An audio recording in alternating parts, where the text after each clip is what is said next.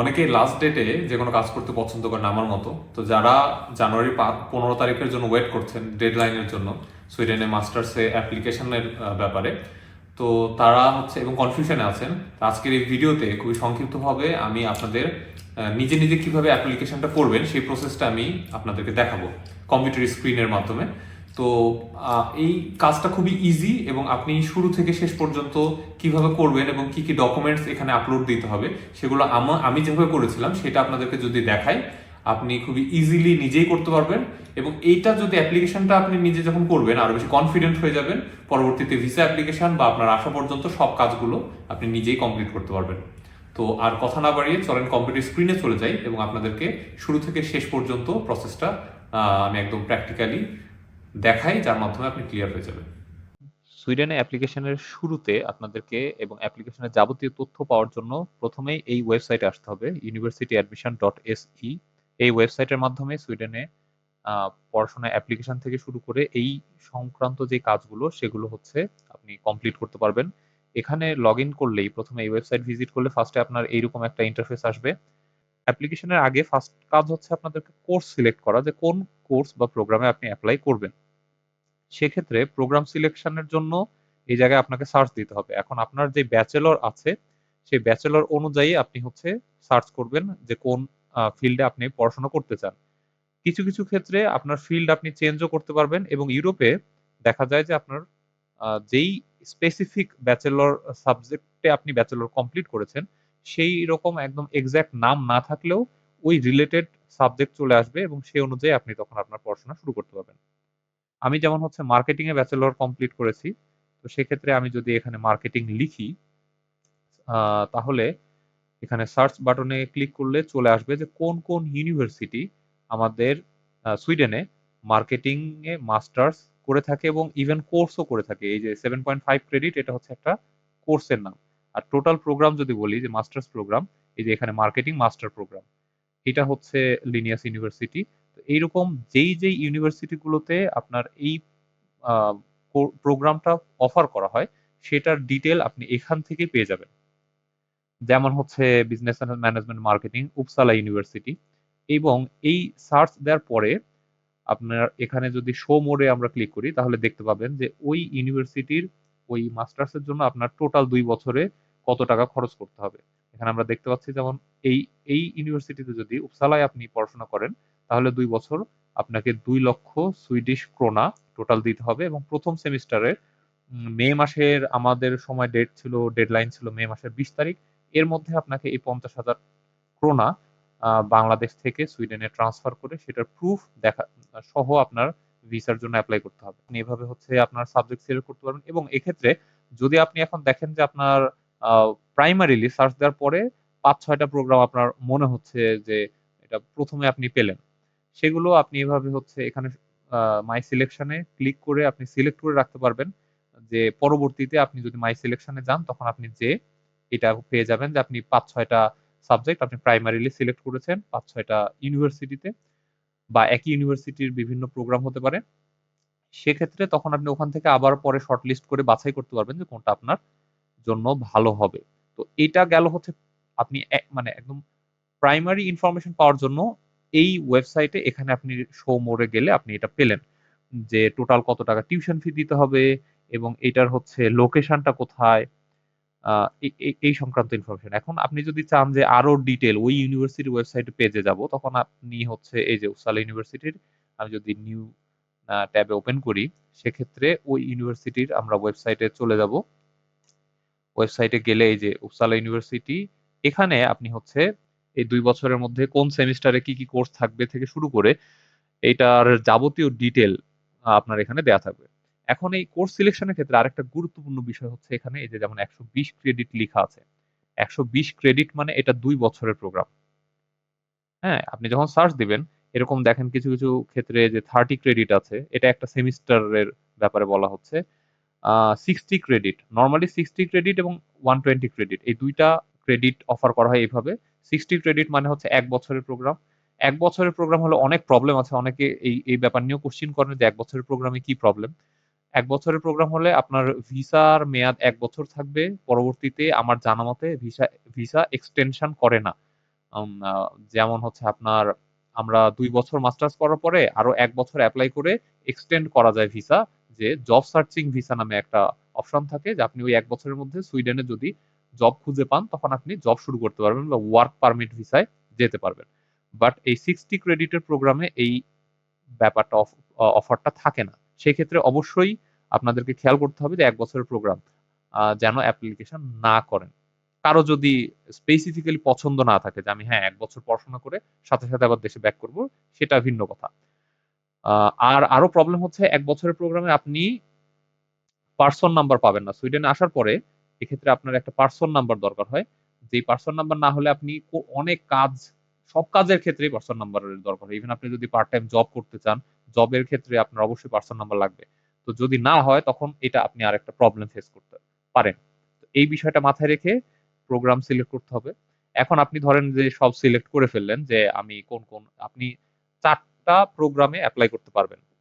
এখন সেটা একই ইউনিভার্সিটির হতে পারে, যে ২ টা সাবজেক্ট বা ২ টা প্রোগ্রাম, বা একই ইউনিভার্সিটিরই যদি ৪ টা প্রোগ্রাম আপনার পছন্দ হয় যে আপনার ব্যাচেলরের সাথে মিলছে, তারা একটা ইউনিভার্সিটি ৪ টা প্রোগ্রাম অফার করছে। তখন আপনি সেটাও এপ্লাই করতে পারবেন। অথবা ভিন্ন ভিন্ন ইউনিভার্সিটির ৪ টা ইউনিভার্সিটির ৪ টা প্রোগ্রাম আপনি সিলেক্ট করতে পারবেন। এরপরে একটা অ্যাকাউন্ট ক্রিয়েট করতে হবে এই universityadmission.se এই ওয়েবসাইটে। আপনার একটা অ্যাকাউন্ট করতে হবে। সেক্ষেত্রে আপনার ইমেইল আইডি এবং পাসওয়ার্ড তৈরি হবে। তো যদি আপনার অ্যাকাউন্ট না থাকে তখন আপনি হচ্ছে ক্রিয়েট অ্যান অ্যাকাউন্টে ক্লিক করতে হবে। যে এখান থেকে আপনি একটা নতুন অ্যাকাউন্ট তৈরি করবেন। এখন আপনাকে এখানে এই যে কিছু চাইবে যে do you have a Swedish personal ID number? আপনি অবশ্যই বলবেন যে নো, আমার তো সুইডিশ পার্সোনাল আইডি নাম্বার এখন নাই। দেন আপনার হচ্ছে আচ্ছা এটা আমার পেজে চলে গেছে কারণ আমি হচ্ছে লগইন করছি। দেন আপনি ওই ইনফরমেশন গুলো দিয়ে আপনি অ্যাকাউন্টটা ক্রিয়েট করে তারপরে আপনি সিলেকশন করবেন এবং সিলেকশন থেকে তখন মাই সিলেকশন থেকে আপনি আ ঠিক করবেন যে কোনটা আগে দিবেন, কোনটা পরে দিবেন। কোন কোর্সে আপনি বেশি প্রিফার করছেন। আপনার ৪ টা যে সিলেক্ট করলেন, এর মধ্যে কোনটা থাকবে যে যেটা আপনার খুবই বেশি পছন্দ। যে আমি এই আ ইউনিভার্সিটিটাতে বেশি আ চান্স পেলে বেশি খুশি হব বা এটাই আমার মেইন টার্গেট। যেমন আমার ক্ষেত্রে যদি আমি দেখাই, এখানে হচ্ছে আমার ৪ টা এই যে সিলেকশন করেছিলাম, ৪ টার মধ্যে ১ম এ ছিল লুন্ড ইউনিভার্সিটি, তারপরে হচ্ছে গোসেনবার্গ ইউনিভার্সিটি, উপসালা এবং লিনিয়াস ইউনিভার্সিটি। এর মধ্যে আমার ১ম পছন্দ ছিল হচ্ছে লুন্ড ইউনিভার্সিটি। এটা আমি এইভাবে র‍্যাংকিংটা করে দিয়েছিলাম। যে ১, ২, ৩, ৪ এইভাবে। এখন আপনি যদি ১ম টায় চান্স পেয়ে যান তখন দেখা যাচ্ছে বাকি ৩ টা অটোমেটিক্যালি ডিলিটেড হয়ে যাবে। আর ১ম টায় যদি চান্স না পান তখন আপনার ২য় টা দেখবে, ৩য় এবং ৪র্থ। এইভাবে আপনার দেখে দেন সিলেকশন করবে যে কোনটায় আপনার অ্যাডমিশন হলো এবং কোনটা অনুযায়ী তখন আপনি সামনের দিকে প্রসেস আগানো শুরু করবেন। এখন আপনার এই সিলেকশনের পরে এরপরে কিছু ডকুমেন্টেশন এর ব্যাপার থাকে। আমি যদি আমারগুলো দেখাই যে আপনি আ প্রোগ্রাম সিলেকশন এর পরে আপনার ডকুমেন্টেশন দিতে হবে। আপলোড করার ব্যাপারে আসতে হবে আপনাকে।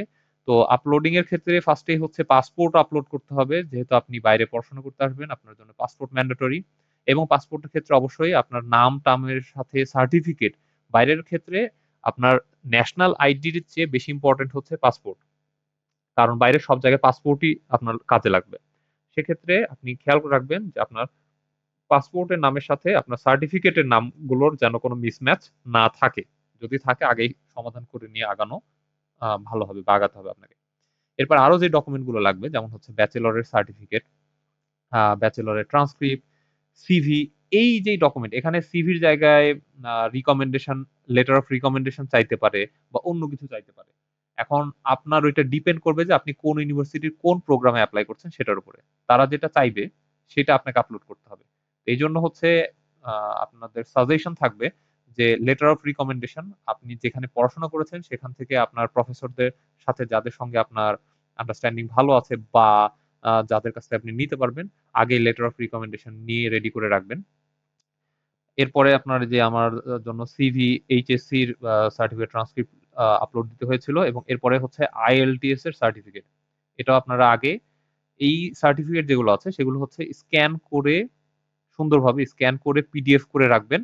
আ দেন যেন হচ্ছে আপনার আপলোড করার সময় কোনো ঝামেলা না হয়। নাম সুন্দর করে লিখে রেখে দিবেন। আমি যেমন প্রত্যেকটা ডকুমেন্টে দেখেন হচ্ছে আইএলটিএস তারপরে আমার নাম এভাবে লিখে রেখেছি যেন তাদের ক্ষেত্রে বুঝতে সুবিধা হয়। এরপরে লাগবে হচ্ছে স্টেটমেন্ট অফ পারপাস। এটা খুবই জরুরি একটা ডকুমেন্ট। আহ, আমি দেখেন 15ই জানুয়ারি 2024 এটাই লাস্ট ডেট ছিল এবং এই দিনে অ্যাপ্লাই করেছিলাম।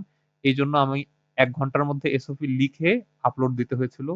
বাট এটা কখনোই অ্যাডভাইজেবল থাকবে না। আপনাদের ক্ষেত্রে সাজেশন থাকবে যে আপনি আগে থেকে স্টেটমেন্ট অফ পারপাস, যারা এই ব্যাপারে আরো জানাশোনা আছে বা আপনি কি কি উদ্দেশ্যে পড়তে যান, ওখানে পড়ে আপনার কি বেনিফিট হবে, এবং অবশ্যই সেখানে আপনার এইটাও থাকতে হবে যে ওইটা পড়ে আপনি আপনার দেশে ব্যাক করে কোন কাজে লাগবে পড়াশোনাটা।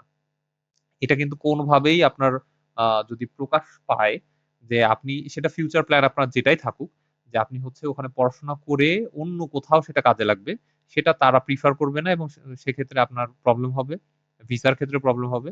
আপনার স্টেটমেন্ট অফ পারপাস সব জায়গায় একটা ব্যাপার মাথায় রাখতে হবে যে আপনি যেই সাবজেক্টে পড়াশোনা করতে যাচ্ছেন সেখানে পড়াশোনা করে আপনি যখন দেশে ব্যাক করবেন তখন ওইটা আপনার কি কাজে লাগবে, তো কেন পড়তে যাচ্ছেন এবং কি কাজে লাগবে পড়ে, সেই ব্যাপারগুলো আপনি সুন্দরভাবে তুলে ধরবেন। তাড়াহুড়ো করবেন না আমার মতো, তাহলে দেখা যাচ্ছে যে এটা আপনার স্কলারশিপের ক্ষেত্রে পরবর্তীতে প্রবলেম হতে পারে। এসএসসির সার্টিফিকেট এবং এই যে বাংলাদেশ থেকে যেই ডকুমেন্ট গুলো, অনেকেরই এই ব্যাপারে কোশ্চেন থাকে যে আপনার যে ট্রান্সক্রিপ্ট সেটা ডিএইচএল এর মাধ্যমে কিভাবে পাঠাবেন বা কিভাবে পাঠাতে হবে। আপনি যদি, আমি একটু বের করে রেখেছিলাম এখানে, এই যে বাংলাদেশ, আপনি যদি হচ্ছে মাস্টার্স অ্যাপ্লিকেশনের ক্ষেত্রে অ্যাপ্লিকেশন ডকুমেন্টে যান এবং কান্ট্রি সিলেক্ট করেন বাংলাদেশ, তাহলে দেখবেন যে বাংলাদেশ থেকে আপনি যখন কি কি রিকোয়ারমেন্ট আছে, ইংলিশের কি রিকোয়ারমেন্ট, মানে আইএলটিএস এর, এই যে আইএলটিএস এর রিকোয়ারমেন্টটা কি, এবং হচ্ছে আর একটু যদি নিচে যাই আমরা, কোন অ্যাড্রেসে আপনার কি কি ডকুমেন্ট পাঠাতে হবে। এখানে দেখেন যে ফেডেক্স অথবা ডিএইচএল এর মাধ্যমে বাংলাদেশ থেকে সুইডেনের এই অ্যাড্রেসে আপনার ডকুমেন্টটা পাঠাতে হবে। ডকুমেন্ট বলতে আমি আবারও ক্লিয়ার করে দিচ্ছি, আপনার ট্রান্সক্রিপ্ট সেটার মূল কপি অবশ্যই পাঠাবেন না, অনেকে কমেন্ট করছিলেন যে মূল কপি পাঠাতে হবে কিনা। আপনার ট্রান্সক্রিপ্টের আপনি স্ক্যান করবেন, কালার কপি করবেন এবং কালার কপি করার পরে সেইটা হচ্ছে প্রিন্ট করে সুন্দর করে ভার্সিটি থেকে অ্যাটেস্টেড করে নিয়ে তারপরে ভার্সিটির একটা খামে ওইটা ভেতরে রাখবেন। তারপরে সিল কালা করে নিতে হবে, ভার্সিটি থেকেই সিল্ড করে নিয়ে প্রেরকের ঠিকানায় আপনার অবশ্যই ভার্সিটির নাম থাকবে, এটা আপনি পাঠাচ্ছেন না, পাঠাচ্ছে আপনার বিশ্ববিদ্যালয়, সেটার অ্যাড্রেস থাকবে যে বিশ্ববিদ্যালয় থেকে সুইডেনের এখানে আপনার ট্রান্সক্রিপ্টটা আসছে। এটা ক্লিয়ারলি মাথায় রাখবেন। এটা কিন্তু আপনি পাঠাচ্ছেন না, আপনার অ্যাড্রেস ওখানে থাকবে না, কারণ আপনার ট্রান্সক্রিপ্ট যে ভেতরে আপনার নাম অ্যাড্রেস দেখে ওইটা সুইডেন বুঝতে পারবে, এখানকার অথরিটি। সো আপনি পাঠাবেন হচ্ছে প্রেরকের জায়গায়, ফ্রম থাকবে হচ্ছে ইউনিভার্সিটির ডিটেল আপনি যেখানে পড়াশোনা করেছেন, এবং টুতে থাকবে হচ্ছে এই যে পোস্ট নোটের এই অ্যাড্রেস। এটা দিয়ে আপনি হচ্ছে ডিএইচএল এর মাধ্যমে পাঠিয়ে দিলে তারা 3-4 দিনের মধ্যেই ডকুমেন্টটা রিসিভ করে, এবং রিসিভ করলে তখন এই যে আপনার এইরকম দেখাবে যে রিসিভড। এটা হলো আরেকটা ইস্যু। তো এইভাবে আপনি হচ্ছে ডকুমেন্টেশন গুলো আপলোড করে ওখানে পাঠাবেন, এবং আরেকটা ইস্যু থাকে হচ্ছে অ্যাপ্লিকেশন ফি। অ্যাপ্লিকেশন ফি হচ্ছে 900 ক্রোনার মতো ছিল আমাদের সময়। এবার আপনি একটু চেক করে দেখবেন যে কত ক্রোনা পাঠাতে হয়। অ্যাপ্লিকেশন ফি আপনি বাংলাদেশ থেকে ট্রান্সফার করে আগেই দিয়ে দিবেন। এই কাজগুলো একটু আগে আগে করে রাখলে আপনার জন্য সুবিধা হবে। দেন আমরা যদি হচ্ছে লাস্টের দিকে একটু ডেডলাইন গুলো আপনাদের আরেকবার মনে করাই দিই যে কি কি কাজ করতে হবে এবং সেগুলো ডেডলাইন কি। এটা তো 15 অক্টোবর 2024 থেকে অ্যাপ্লিকেশন পিরিয়ড ওপেন ছিল। জানুয়ারির 15 তারিখ পর্যন্ত এটা চলবে। ফেব্রুয়ারির 3 তারিখে আপনার অ্যাপ্লিকেশন ফি পাঠানোর ডেডলাইন। আহ, যত ফাস্ট আপনি অ্যাপ্লিকেশন করবেন তত তাড়াতাড়ি আপনি অ্যাপ্লিকেশন ফিটাও আপনি পাঠাই দিবেন। এরপরে ফেব্রুয়ারির 3 তারিখ হচ্ছে এটা ফি এক্সেমড স্ট্যাটাস, এটা দরকার নাই। 3 ফেব্রুয়ারি সাপোর্টিং ডকুমেন্ট ডেডলাইন। 27 মার্চ হচ্ছে মাস্টার্স এর অ্যাপ্লিকেশন, এই আপনার যে অ্যাপ্লিকেশন করবেন সেটার রেজাল্ট পাবলিশ হবে। আশা করছি সবাই অ্যাপ্লাই করবেন এবং অ্যাপ্লিকেশনের ক্ষেত্রে আপনার সবার রেজাল্টই পজিটিভ আসবে ইনশাল্লাহ। এবং এই তো তারপরে আপনি হচ্ছে ভিসা অ্যাপ্লিকেশনের প্রসেসের দিকে যাবেন। তো পরবর্তীতে আপনাদের আরো যেই কোশ্চেন গুলো থাকে যে পার্ট টাইম জব অপরচুনিটি বা অন্যান্য বিষয়ে, তো সেক্ষেত্রে আপনি যখন আপনার মাস্টার্স এর অ্যাপ্লিকেশনের জন্য সিলেকশন করবেন ইউনিভার্সিটি, এক্ষেত্রে অবশ্যই খেয়াল রাখবেন ইউনিভার্সিটি গুলো যেন বড় শহরে অবস্থিত হয়, লোকেশনটা যেন বড় শহরে হয়। বড় শহর মানে আপনি যেমন ধরেন স্টকহোম ইউনিভার্সিটি, সেটা সুইডেনের রাজধানীতে। রাজধানীতে হওয়া মানে সেখানে অবশ্যই জব অপরচুনিটি বেশি থাকবে অপেক্ষাকৃত ছোট শহরগুলোর তুলনায়। তো সেটা একটু খেয়াল করে এপ্লাই করলে পরবর্তীতে আপনার জন্য অনেক কিছু আরো সহজ হবে। তো এই তো অ্যাপ্লিকেশন প্রসেস। এভাবে আপনি এপ্লাই করবেন, রেজাল্ট পজিটিভ আসলে তারপরে টিউশন ফি পাঠাবেন এবং হচ্ছে ব্যাংক স্টেটমেন্ট একটু আগে থেকে ৩ মাসের মিনিমাম ম্যাচুরিটি রাখাটা ভালো। সেই টাকাগুলো প্রয়োজনীয় আপনি একা হলে সেই অনুযায়ী টাকা জমা দিয়ে তারপরে স্টেটমেন্ট সহকারে ভিসা এপ্লাই করবেন। ভিসা হলে রেসিডেন্স পারমিট বলে যেটা, সেই ডিসিশন হলে রেসিডেন্স পারমিট কার্ড হাতে নিয়ে আপনার অন্যান্য ডকুমেন্ট সহকারে বাসা খুঁজতে হবে। বাসা খুঁজে বাসা ভাড়া ঠিক করে নিয়ে আপনি সুইডেনে চলে আসবেন এবং আপনার পরবর্তী জার্নি শুরু হবে। তো তারপরেও সংক্ষিপ্ত বলতে যেয়ে অনেক লম্বা হয়ে গেছে। আপনারা ডিটেইল দেখলে এই ভিডিও থেকে আশা করা যায় যে সবকিছুই ক্লিয়ারলি বুঝতে পারবেন এবং দেখা হচ্ছে আপনাদের সাথে সুইডেনে এবং নেক্সট ভিডিওতে ইনশাআল্লাহ। See you soon.